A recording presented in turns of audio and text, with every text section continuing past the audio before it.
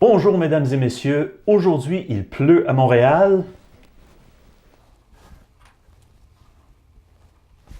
Donc, c'est une journée parfaite pour rester à la maison et pratiquer nos techniques avec Photoshop.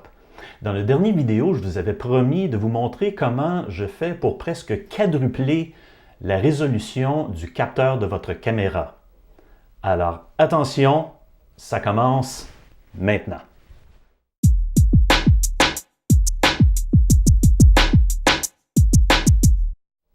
Plusieurs marques de caméras utilisent une technique où ils déplacent le capteur à l'intérieur de la caméra par le biais de petits moteurs vers la gauche, la droite, le haut et le bas par une distance d'environ 1 ou 2 pixels. C'est très minime, c'est très précis.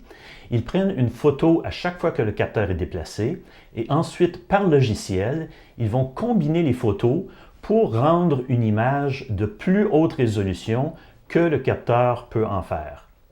Dans la dernière vidéo, je vous ai demandé de prendre 20 photos sans trépied. La raison, c'est que avec la main qui tremble naturellement un tout petit peu, vous avez déplacé le capteur de votre caméra et, ce faisant, en prenant la photo, elle est toujours déplacée un tout petit peu. Au lieu de prendre 4 photos, on en a pris 20 et ensuite on va les combiner ensemble dans le logiciel Photoshop pour donner une image de plus haute résolution. En prenant plusieurs photos, nous diminuons aussi les effets du bruit. Alors, allons-y. Alors, la première chose à faire, c'est d'ouvrir nos 20 photos que nous avions prises précédemment. On va à File, Scripts, et ensuite Load Files into Stack, c'est-à-dire prendre toutes les photos et les empiler.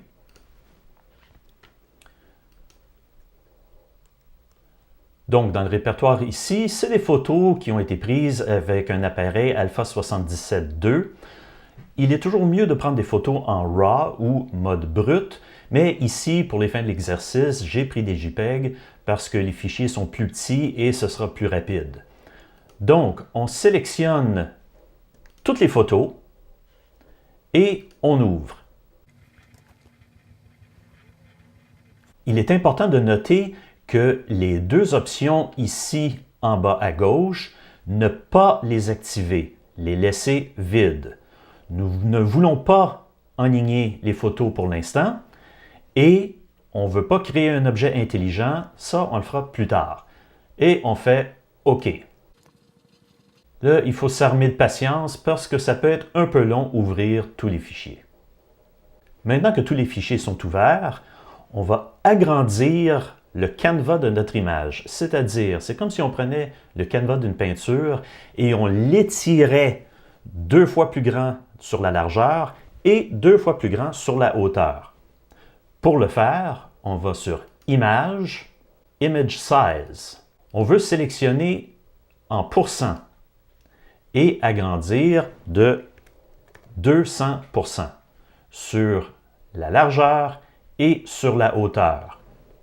On veut sélectionner ici Resample et on veut sélectionner Nearest Neighbor pour avoir des barres très bien définies. Et ensuite, on dit OK. Et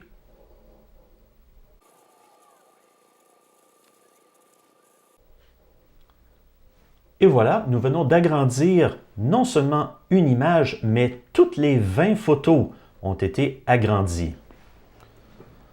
On va les remettre un peu plus petites pour qu'on les voit mieux. Et si vous remarquez, les photos ne sont pas parfaites, elles sont un peu déplacées. Ça arrive par le tremblement naturel de la main. La prochaine étape, ce sera d'aligner toutes les images parfaitement. Donc, on sélectionne toutes les couches, de la première jusqu'à la dernière. On s'en va dans Edit et Auto Align Layers. Aligner automatiquement les images. On va sélectionner une projection automatique. Pas de correction de lentille. Et on dit OK. Maintenant, dépendant de la vitesse de votre machine, ça pourrait être long. Vous pouvez aller prendre un café et quand ce sera fini, on va continuer. Maintenant que toutes nos images sont enlignées, on va créer un objet intelligent. On va sur Layer, Smart Objects, Convert to Smart Object. On va convertir toutes ces couches en un seul objet intelligent. Attention, s'armer de patience, c'est une autre étape qui peut être longue. Nous avons maintenant un seul objet qui consiste de 20 couches parfaitement alignées l'une sur l'autre.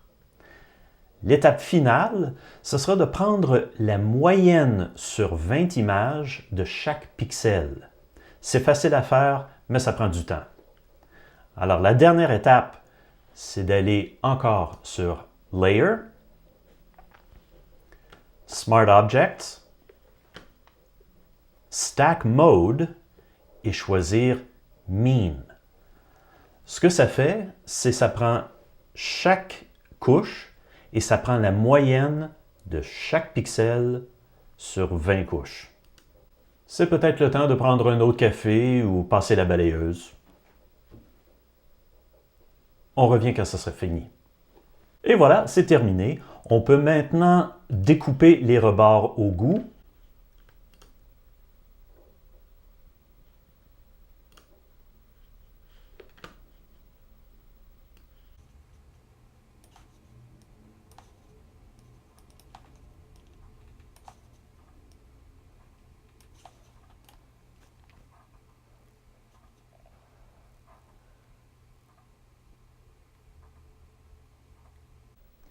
Et notre image de 24 mégapixels originale est maintenant près de 96 mégapixels. Nous avons presque quadruplé la résolution du capteur. Il ne reste plus qu'à sauvegarder l'image. Et voilà, c'est terminé. Vous avez maintenant une technique pour presque quadrupler la résolution du capteur de votre caméra. Le résumé des étapes sont inscrites sur mon blog. Vous retrouverez l'hyperlien sur la page un petit peu plus bas. Alors, merci beaucoup et pour montrer votre support, s'il vous plaît, appuyez sur le bouton pour vous abonner ici-bas. Merci beaucoup et à la prochaine.